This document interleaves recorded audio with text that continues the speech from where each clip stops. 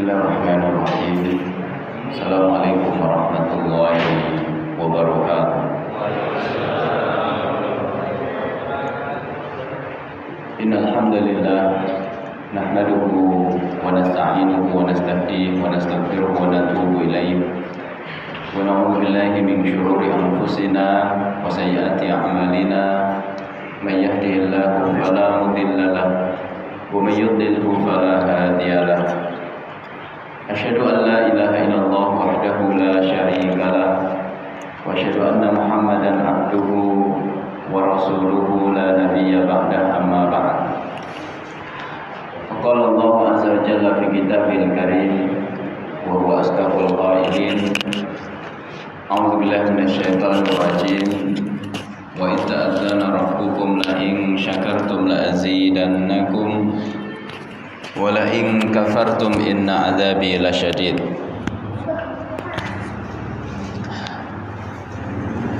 Hadirin Bapak Ibu jamaah salat maghrib Masjid Al-Furqan yang dimuliakan Allah Subhanahu wa taala. Alhamdulillah, kita bersyukur kehadirat Allah. Kita dihimpun oleh Allah pada malam hari ini dalam kenikmatan-kenikmatan yang sangat besar. Setelah nikmat iman dan Islam, nikmat kesehatan, nikmat silaturahim, yaitu nikmat memakmurkan rumah Allah, salat berjamaah, tafaqquh fiddin. Mudah-mudahan amal saleh kita senantiasa diterima oleh Allah Subhanahu wa taala. Jemaah yang dimuliakan oleh Allah, mari kita lanjutkan interaksi kita terhadap kitab Riyadhus Shalihin yang ditulis oleh Al-Imam Muhyiddin Abu Zakaria Yahya bin Sharaf An-Nawawi Ad-Dimashqi Asy-Syafi'i.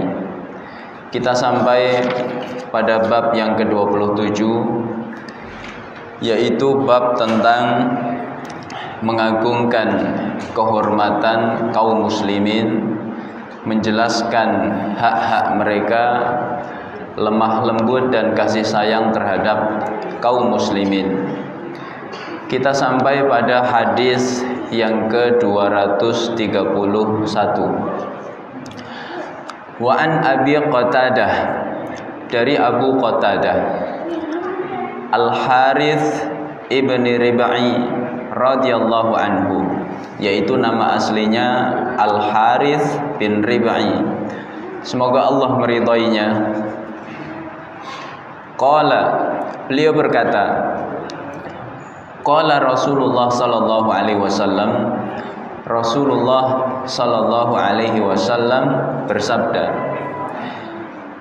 inni la aqumu ilas shalah, sungguh aku hendak menunaikan salat, kata Nabi. Wa uridu an utawwila fiha, dan aku ingin memanjangkan salatku. Ya, maksud memanjangkan di sini adalah al-italah, ya, an-nasabiyah, memanjangkan dalam artian ya, yaitu memperlama. Jumlah rakaatnya tetap, tetapi durasinya lebih lama. Begitu niat Rasulullah sallallahu alaihi wasallam. Bukan memanjangkan salat di sini menambah jumlah rakaat, ya, 4 jadi 6. Bukan. Tetapi maksudnya adalah memperlama. Dan memperlama salat, ya, ini boleh sesuai dengan kondisi. Kalau jamaahnya santri semuanya menghafal Quran, maka imamnya boleh, ya, memperpanjang bacaan salatnya. Tapi kalau jamaahnya ada orang tua, ada orang sakit, ya, maka tentu tidak bijak jika imam terlalu memperpanjang bacaannya. Nah, Rasulullah di dalam sholat ini hendak memperpanjang sholatnya. Tiba-tiba fa'asma'a, Rasulullah mendengar buka as-sabi, ya, tangisan anak kecil. Ada anak kecil yang nangis di masjid pada saat sholat berjamaah. Fa'atajawwaza fi sholati, maka Rasulullah kemudian memperpendek, ya, atau memperingkas sholatnya. Karahiyata an asyuqqa ala ummihi, kata Nabi, karena aku khawatir menimbulkan kesulitan bagi ibunya. Sebuah hadis yang sangat penting untuk kita renungkan, menyangkut sebuah kewajiban yang sangat utama di dalam kehidupan seorang mukmin, yaitu sholat. Pertama, ini menggambarkan rahmat yang amat luas yang terdapat pada diri Rasulullah Sallallahu Alaihi Wasallam. Jadi Rasulullah itu orang yang rahmatnya luas. Ketika sholat sekalipun tidak mengabaikan rahmat terhadap umatnya. Maka ketika ada anak kecil menangis, Rasulullah mempercepat sholatnya supaya tidak memperberat ibunya. Ya, seorang ibu ketika anaknya atau bayinya menangis, maka tentu pikirannya tidak lagi fokus. Dia ingin segera menolong anaknya supaya tidak menangis. Maka Rasulullah tidak ingin memperberat ibunya anak tadi, sehingga Rasulullah mempercepat sholatnya. Ini gambaran rahmat yang luas dari Rasulullah untuk umatnya. Maka dalam surat At-Taubah yang sering sekali kita dengar, laqad ja'akum rasulun min anfusikum azizun alaihi ma anittum harisun alaikum. Apa ujung ayat ini? Bil mu'minina raufur rahim. Nabi itu sangat lembut, sangat penyayang terhadap orang-orang yang beriman. Ini pelajaran pertama. Jadi Rasulullah itu manusia yang penuh dengan rahmat. Salat beliau, munajat beliau dengan Allah Subhanahu wa taala itu tidak pernah menghilangkan rahmat terhadap umatnya, termasuk anak kecil sekalipun. Maka salah, ya, kalau ada imam begitu dia memimpin sholat, ada bayi nangis, dia tetap memperpanjang sholatnya, sehingga ibunya tidak lagi fokus dengan sholatnya. Bahkan kaum muslimin, ya, jamaah sholat itu sudah mulai tidak fokus, tapi imam tetap memperlama sholatnya. Ini nggak bijak. Lihatlah Rasulullah SAW, orang yang paling bijaksana, orang yang paling baik sholatnya. Ketika ada anak kecil menangis, maka beliau mempercepat sholatnya. Ini pertama.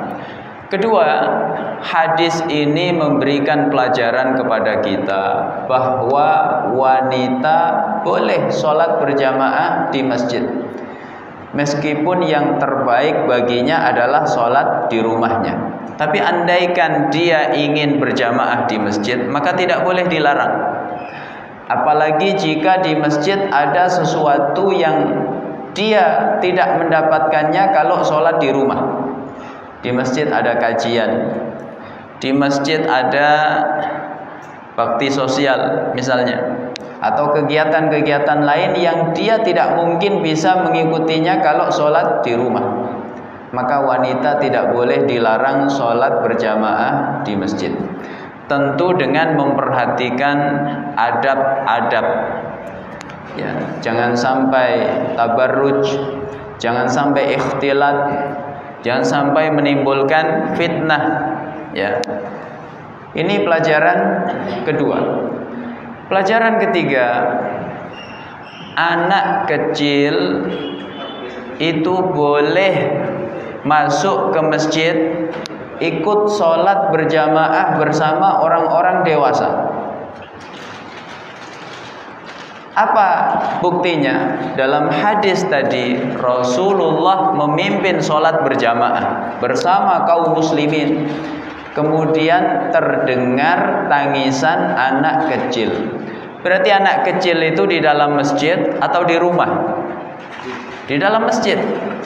Jadi boleh anak kecil sholat berjamaah di masjid bersama orang-orang dewasa.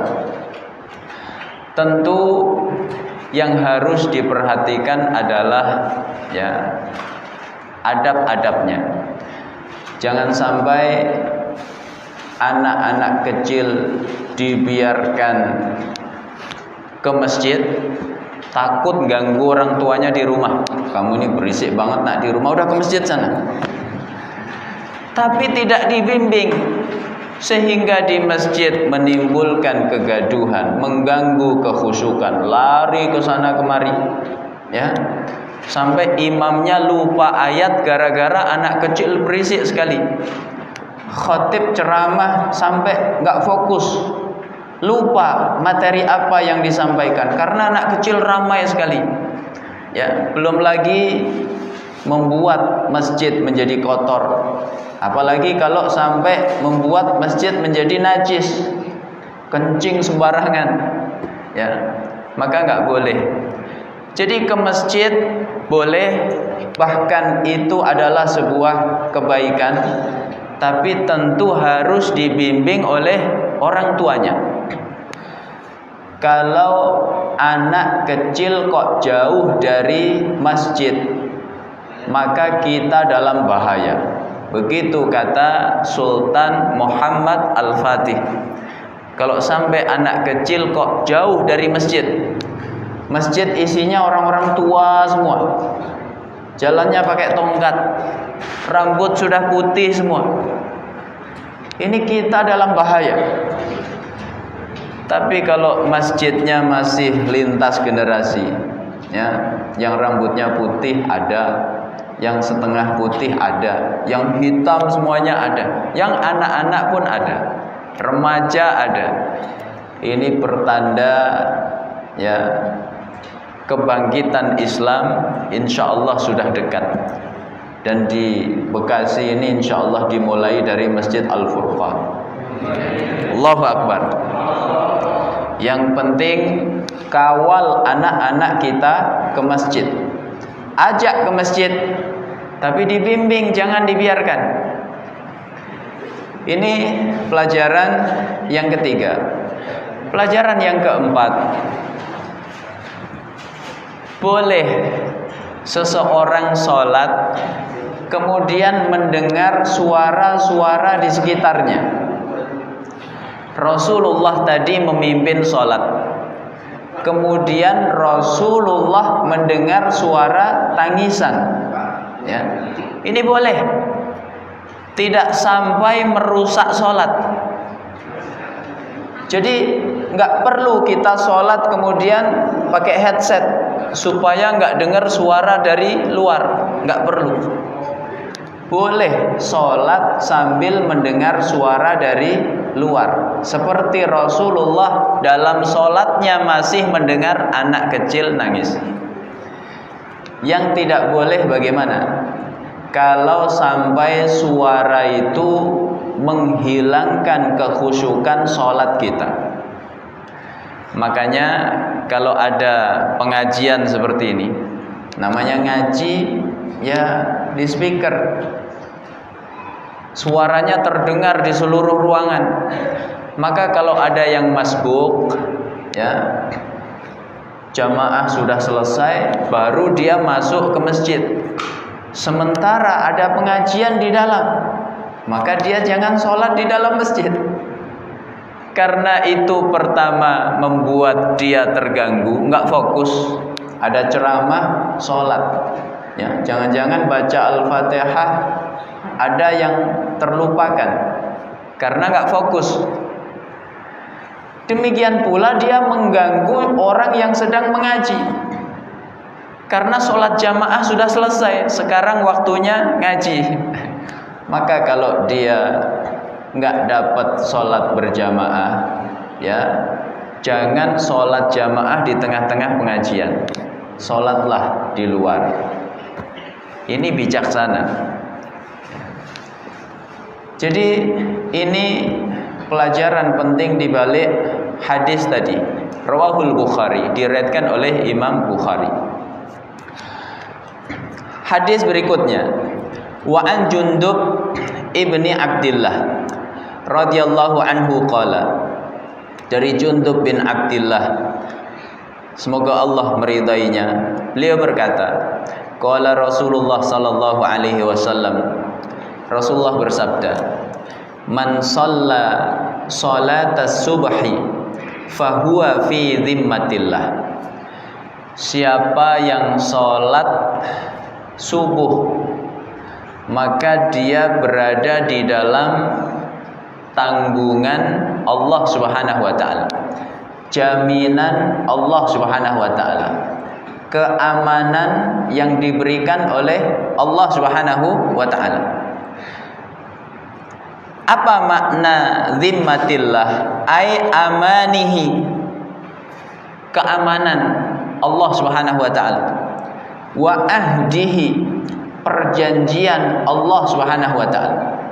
Jadi orang kok sholat subuh itu dijamin keselamatannya oleh Allah, dijamin perlindungannya oleh Allah Subhanahu wa taala. Ini gambaran pentingnya sholat subuh. Makanya dalam hadis, di antara pembeda mukmin sejati dengan munafik itu sholat apa? Subuh. Athqalus sholawati alal munafiq sholatul isya wa sholatus subuh. Sholat paling berat bagi orang munafik itu sholat isya dan subuh. Apa di antara alasannya? Hari itu beda dengan zaman kita. Hari itu kalau sudah isya maka gelap gulita, sehingga jamaah sholat itu tidak mengenal kiri kanannya. Tadi sebelah kiri saya siapa? Nggak tahu. Tadi sebelah kanan siapa? Nggak tahu. Apa sebabnya? Gelap. Demikian pula ketika sholat subuh. Maka orang-orang munafik, karena sholat mereka tidak dilihat manusia, maka tidak ikut sholat. Jadi begitulah, orang munafik itu sholatnya bukan karena Allah, tapi karena siapa? Manusia. Kalau zuhur dia masih sholat karena kelihatan, asar masih sholat karena kelihatan, maghrib masih kelihatan. Begitu isya apalagi subuh, ya, maka nggak kelihatan. Mereka nggak sholat. Sehingga ciri orang munafik, kata Allah dalam surat An-Nisa, innal munafiqina yukhadi'una Allah wa huwa khadi'uhum wa idza qamu ila sholati qamu kusala yura'una an-nasa wa la yadhkuruna Allah illa qalila. Orang munafik itu ciri-cirinya kalau sholat dia malas. Maka hati-hati, jangan sampai sholat kita dihiasi rasa malas, karena itu sama seperti sholatnya orang munafik. Jadi jangan sampai sholat dihiasi malas. Udah maghrib cepet banget. Maghrib nggak suka, azan isya berkumandang nggak suka, ya, apalagi subuh. Jadi hati-hati, Ya, jangan sampai sifat malas itu menghiasi sholat kita, karena itu sama seperti ciri-ciri orang munafik. Yura'unan nas, mereka riak kepada manusia, wala yadhkurunallaha illa qalila, mereka enggak ingat Allah kecuali sedikit. Jadi siapa yang sholat subuh, dia berada dalam naungan Allah, perlindungan Allah, keamanan Allah. Ini salah satu keutamaan sholat subuh. Dalam hadis disebutkan apa pahala yang didapatkan oleh orang sholat subuh itu. Sampai kata Nabi, walau ya'lamu ma fihi ma la'atauhuma walau habwan. Kalau orang munafik tahu keutamaan sholat isya dan subuh, pasti mereka akan mendatanginya meskipun sambil merangkak. Gak mungkin orang gak bisa jalan lalu memaksakan diri merangkak kecuali untuk mendapatkan sesuatu yang besar. Itulah pahala sholat isya dan subuh. Apa pahala isya dan subuh? Man shallal isya'a fi jama'atin faka'annama qama nisfal lail. Siapa yang sholat isya berjamaah, dia seperti qiyamul lail setengah malam. Wa man shallas subha fi jama'atin faka'annama qama laila kullah. Siapa yang sholat subuh berjamaah, dia seperti qiyamul lail semalam suntuk. Ini keutamaan sholat subuh. Fala yatlubannakumullahu min dhimmatihi bisyai'. Maka jangan sampai Allah menuntut kalian dari sesuatu yang menjadi tanggungannya, ya, sedikit pun. Apa makna redaksi ini? Jangan sampai kita meninggalkan sholat. Karena orang yang sholat itu berada dalam jaminan Allah, perlindungan Allah, keamanan Allah. Maka jangan sampai orang meninggalkan sholat. Ya, ini penafsiran ulama yang pertama. Jadi makna redaksi ini, jangan sampai kita meninggalkan sholat. Sholat ini kewajiban utama seorang muslim. Bahkan disebutkan as-sholatu imaduddin, tiangnya agama. Faman aqamaha faqad aqamaddin. Siapa yang mendirikan sholat berarti dia tegakkan agama. Wa man tarakaha faqad hadamaddin. Siapa yang meninggalkan sholat berarti dia merobohkan agama. Ada pelajaran menarik di dalam kitab Hadis Arba'in An-Nawawiyah yang ditulis juga oleh Al-Imam An-Nawawi. Pada hadis kedua tentang Islam, ya, Islam, iman, ihsan. Ketika Jibril bertanya kepada Nabi tentang Islam, akhbirni anil Islam. Al-Islamu anta syahada an la ilaha illallah wa anna Muhammadar Rasulullah wa tuqimas shalah wa tu'tiyaz zakah wa tasuma Ramadan wa tahujjal bait in istata'ta ilaihi sabil. Sudah dibahas di situ bahwa rukun Islam itu 5. Apa diantaranya? Mendirikan sholat. Tapi dalam hadis berikutnya, hadis yang ketiga, ya, kalau tadi hadis kedua, hadis ketiga di kitab Arba'in Nawawi, lagi-lagi Imam Nawawi membahas rukun Islam.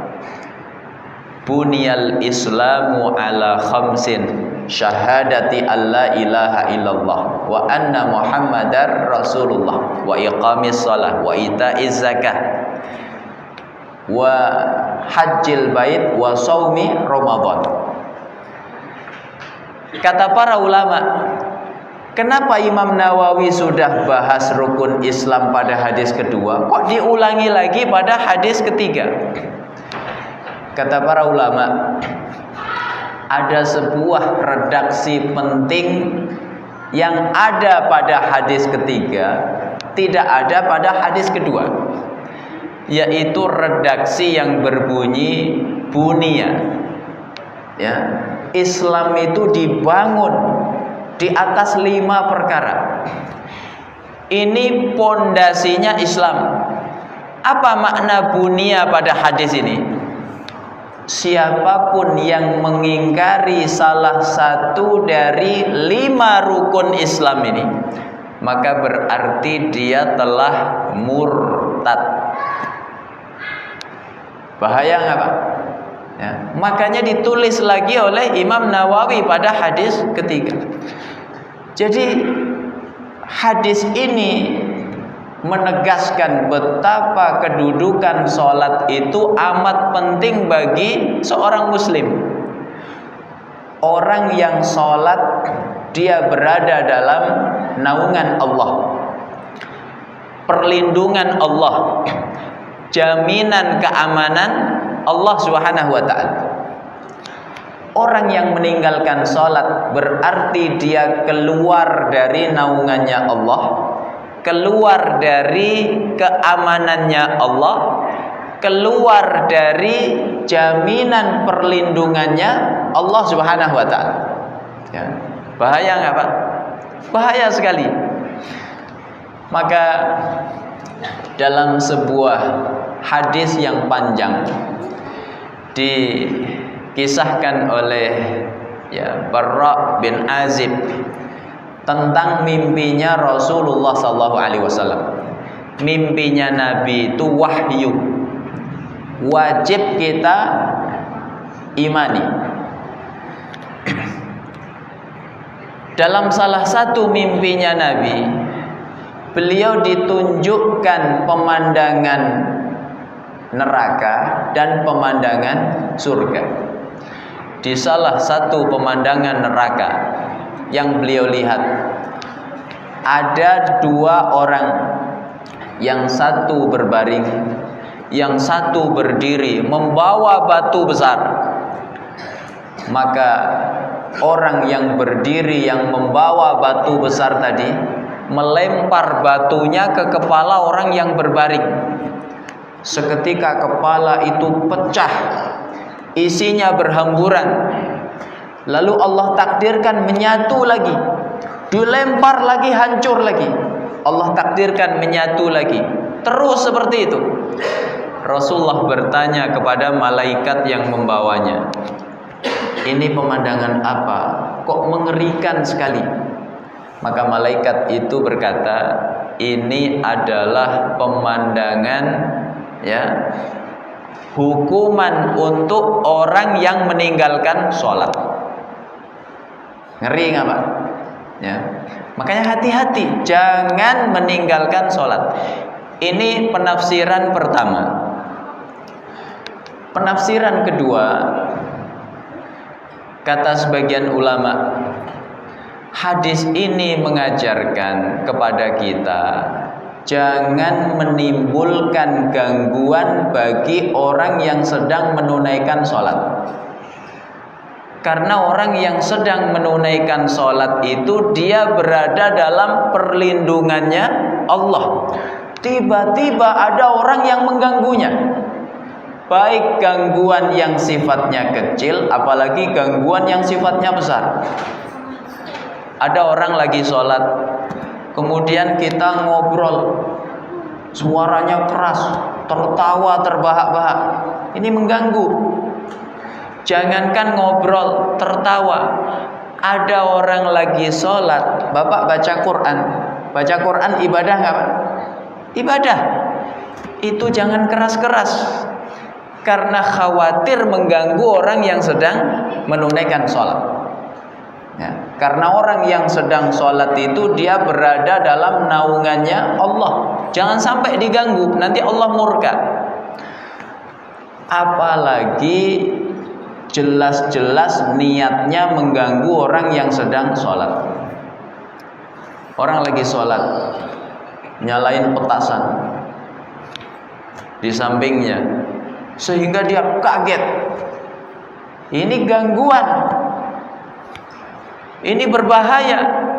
Karena orang yang sedang sholat itu dia berada dalam jaminan perlindungannya Allah. Kok tiba-tiba diganggu? Ya, Allah murka terhadap orang yang seperti itu.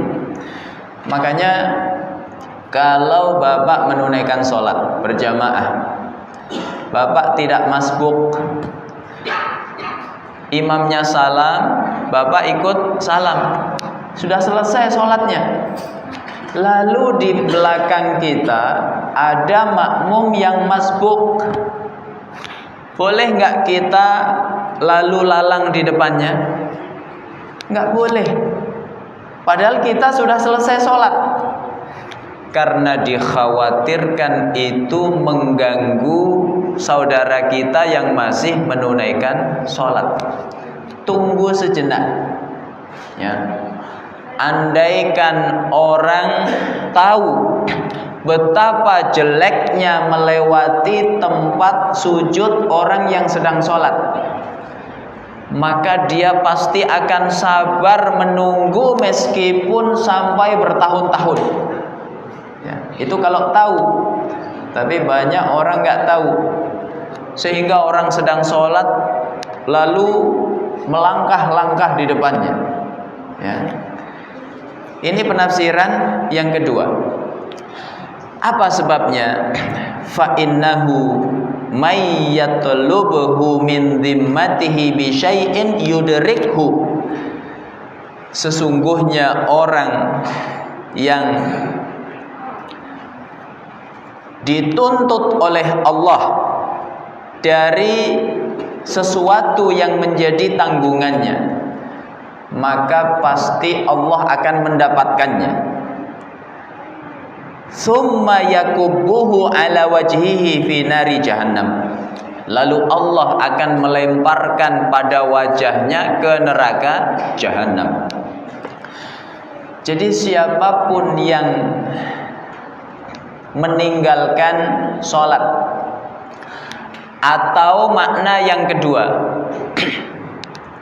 menimbulkan gangguan terhadap orang yang menunaikan sholat, maka pasti Allah akan mendapatkannya dan Allah akan melemparkannya ke neraka jahanam. Ya, jadi hati-hati, sholat ini nggak main-main. Sebagian orang menganggap sholat itu main-main, maka ada yang berani menghina gerakan-gerakan sholat. Sholat sambil joget-joget, ya, sholat sambil main-main. Padahal sholat ini adalah mi'rajul mukmin, mi'rajnya, naiknya seorang mukmin, ya, ke hadapan Allah Subhanahu wa taala. Salafunas salih ketika akan menunaikan sholat, maka mereka menghadirkan perasaan azamatullah, keagungan Allah Subhanahu wa taala. Maka ada yang baru berwudu, itu wajahnya sudah pucat, ketakutan. Orang bertanya, "Kenapa Anda seperti orang yang ketakutan?" Maka dia menjawab, "Tahu nggak kamu, sebentar lagi kita akan menghadap siapa? Yaitu menghadap Allah Subhanahu wa taala." Jadi kalau orang tahu bahwa dia sholat itu menghadap Allah, nggak mungkin dia berani main-main. Apalagi ketika merenungkan ayat-ayat Al-Quran yang dia baca. Ya. Hadis berikutnya,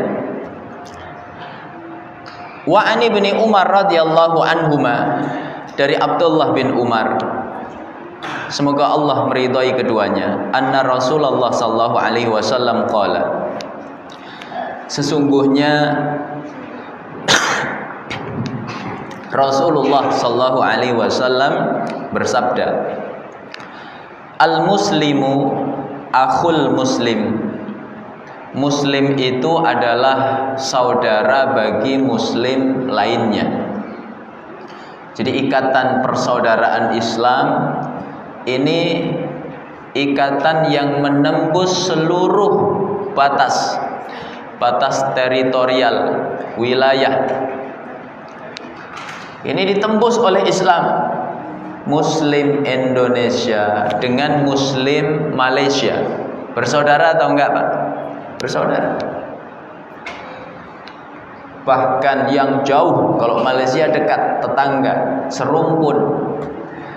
Yang jauh, Palestina, ya, Afrika sana, Nigeria dan seterusnya. Persaudaraan Islam menembus batas tadi, batas-batas wilayah. Kemudian sekat-sekat bangsa ini ditembus semuanya oleh Islam. Bahasa, suku, ya, semuanya tidak bisa menghalangi persaudaraan Islam. Persaudaraan Islam menembus seluruh batas tadi. Selama dia meyakini tiada Tuhan selain Allah, Muhammad utusan Allah, maka dia adalah saudara kita. Ini makna al-muslimu akhul muslim. Muslim itu saudara bagi muslim lainnya. Apa konsekuensinya? Kata Nabi, la yadhlimuhu. Tidak boleh seorang muslim menzalimi muslim lainnya dalam bentuk apapun. Apakah zalim dengan matanya, ya, saudaranya dipelototi, ini nggak boleh. Zalim dengan suaranya, saudaranya diteriaki, dibuat kaget, meskipun alasannya ngeprank, ini nggak boleh. Itu zalim. Kemudian zalim dengan tangannya, saudaranya,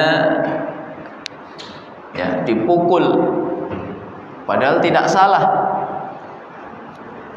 Kemudian zalim dengan lisannya, saudaranya difitnah baik di dunia nyata maupun di dunia maya. Ini nggak boleh. Itulah konsekuensi persaudaraan Islam. Nggak boleh kita menzalimi saudara kita. Wala yuslimuhu. Ini yang penting. Tidak boleh tidak boleh menyerahkan saudaranya kepada musuhnya. Jadi nggak boleh kita membiarkan saudara kita dizalimi oleh orang lain. Bapak lihat, ada seorang muslim kemudian dicopet. Bapak lihat, maka Bapak wajib kasih tahu, Pak, itu hati-hati di belakangnya copet. Ada seorang muslimah dilecehkan, ditarik kerudungnya, ya, dilecehkan kehormatannya. Nggak boleh kita diam, wajib kita bela. Maka lihat zaman Rasulullah SAW, ketika Yahudi Bani Qainuqa melecehkan seorang muslimah. Muslimah ini hendak membetulkan perhiasannya di tempat orang Yahudi. Maka dikerjain oleh orang Yahudi tadi. Ujung jilbabnya dicantolkan pada sebuah paku, sehingga ketika dia bangun, jilbabnya tertarik, kepalanya terbuka, auratnya terlihat. Maka ada seorang pemuda Islam melihat muslimah dilecehkan, nggak terima dia, dibela. Rupanya orang-orang Yahudi yang lain mengkeroyok muslim ini sampai meninggal dunia. Maka Rasulullah marah, dikepung Yahudi Bani Qainuqa itu selama 15 hari.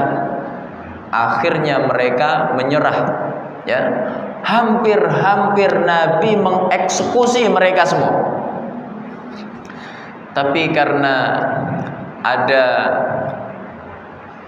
gembongnya orang munafik, ya, membela, akhirnya Yahudi Bani Qainuqa ini diusir, nggak boleh tinggal di Madinah.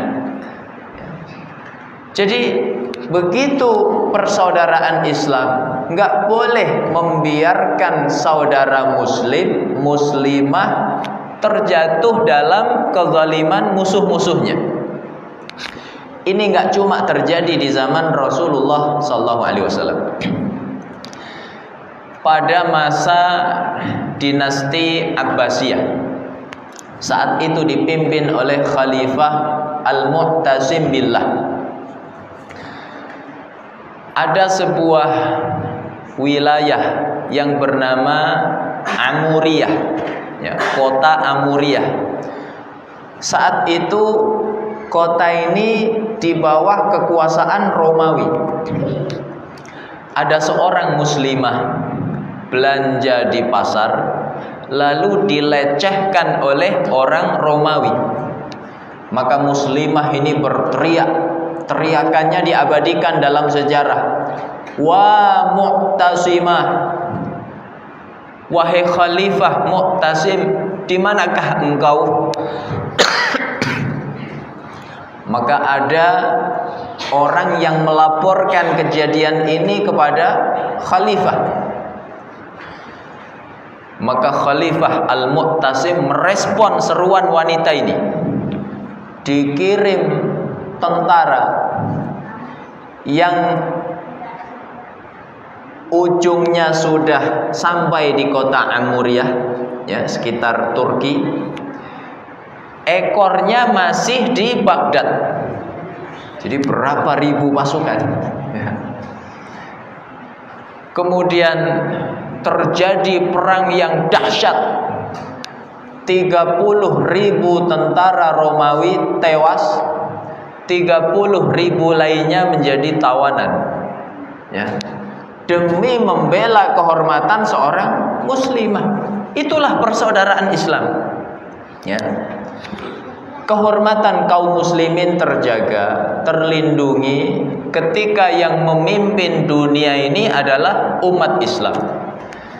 Tapi kalau kaum muslimin lemah, dunia dipimpin oleh orang-orang kafir, maka lihat terjadi kezaliman demi kezaliman terhadap kaum muslimin.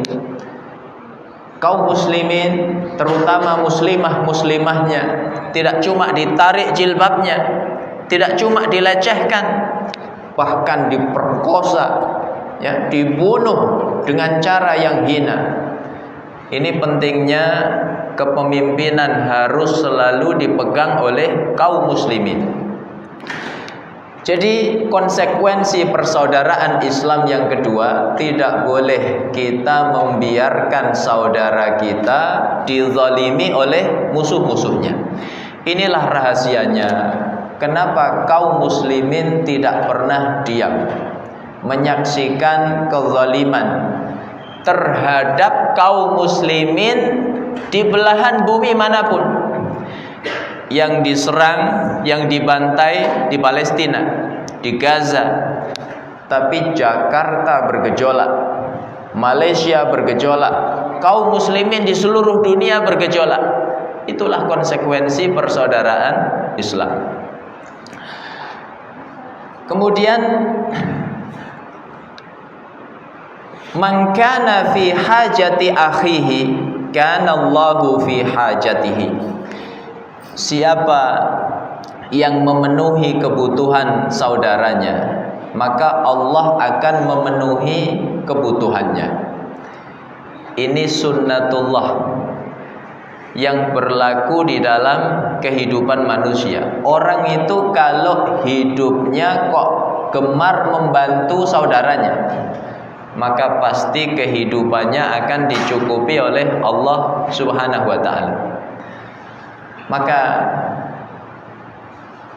prinsip hidup kita, ya, bantulah saudara kita, maka kita akan dibantu oleh Allah Subhanahu wa ta'ala. Orang berbisnis, bisnisnya untuk membantu sesama, maka pasti akan dimudahkan oleh Allah Subhanahu wa taala. Di Mesir ya, ada sekelompok pemuda membangun bisnis peternakan ayam. Kan banyak orang ternak ayam di sekitar kita. Cuma bedanya orang ternak di sekitar kita kebanyakan sekedar untuk memenuhi kebutuhannya. Tapi di Mesir ini dia ternak ayam itu selalu melibatkan Allah Subhanahu wa taala. Ada ya kalau tidak salah 5 orang. Maka hasil peternakan itu tidak dibagi 5, tapi dibagi berapa? 6. Yang 5 ini jelas pendirinya. Yang 1 adalah sabilillah. Jadi dia selalu meluangkan hasil peternakannya tadi untuk membantu orang-orang yang susah. Sampai akhirnya dia bisa bikin sekolah gratis. Itu hasil dari peternakan ayam. Universitas gratis, hasil dari peternakan ayam. Rumah sakit gratis, hasil dari peternakan ayam. Bahkan dia bisa membangun stasiun kereta api sampai di desa itu, ya. Itu hasil apa? Peternakan ayam tadi. Bukan karena peternakannya yang hebat, tapi karena dia melibatkan Allah Subhanahu wa taala di dalamnya. Ya. Kemudian berikutnya, waman farraja an muslimin kurbatan farrajallahu anhu biha kurbatan min kurabi yaumil qiyamah. Siapa yang melapangkan seorang muslim dari kesulitannya, maka Allah akan menghilangkan kesulitan-kesulitan hari kiamat. Ya. Dalam redaksi yang lain, enggak cuma hari kiamat, tapi di dunia kesulitannya dihilangkan oleh Allah Subhanahu wa taala. Betapa sedekah itu. Ya, kan sedekah itu di antara bentuknya membantu saudara kita yang susah. Itu betul-betul menghilangkan penyakit. Ya. Imam Abdullah ibnu Mubarak, ulama besar di abad kedua Hijriah. Saat itu beliau didatangi orang yang sakit sudah 7 tahun. Orang sakit 7 tahun. Lama apa sebentar?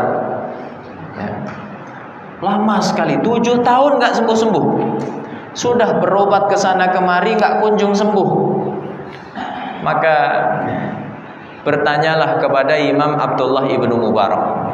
Kata beliau, kamu bersedekahlah. Caranya bangun sumur di wilayah yang masyarakatnya kesusahan air. Setelah sumur kamu bangun, airnya dinikmati kaum muslimin, insya Allah penyakitmu disembuhkan oleh Allah. Maka diikutilah saran ulama besar tadi. Dicari mana wilayah yang kesusahan air, dibangun sumur di sana. Begitu sumur selesai dibangun, airnya diminum oleh kaum muslimin.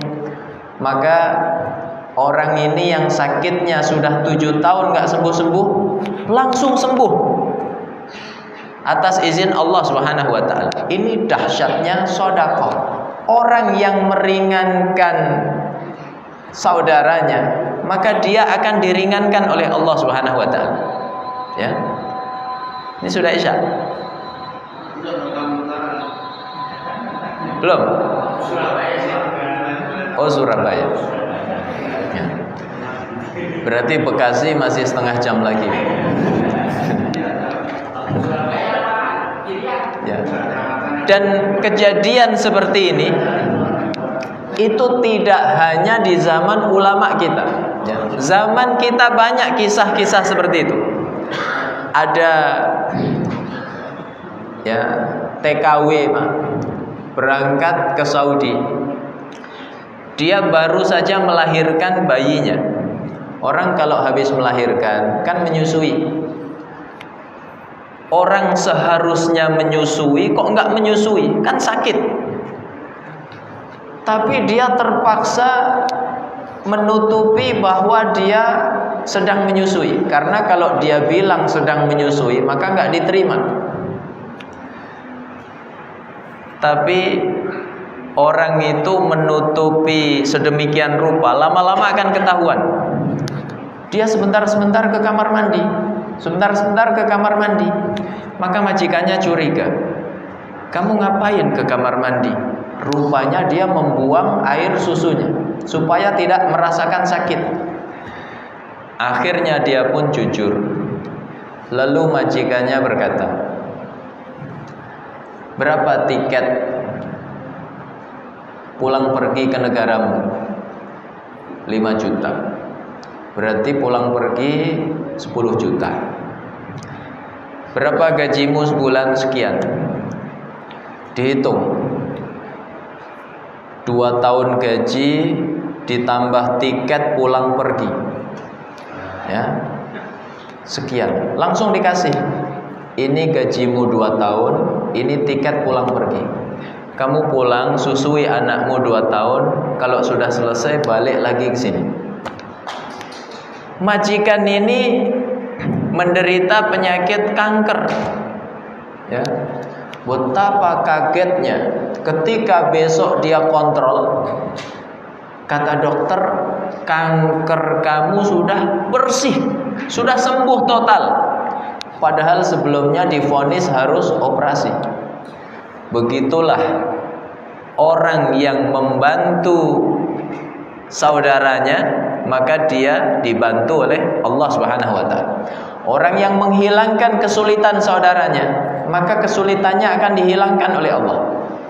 Ini baru di dunia. Dan balasan itu enggak cuma di dunia, tapi sampai di mana? Di hari kiamat. Kemudian waman satara musliman satarahullahu yaumal qiyamah. Siapa yang menutupi aib seorang muslim, maka Allah akan menutupi aibnya kelak di hari kiamat.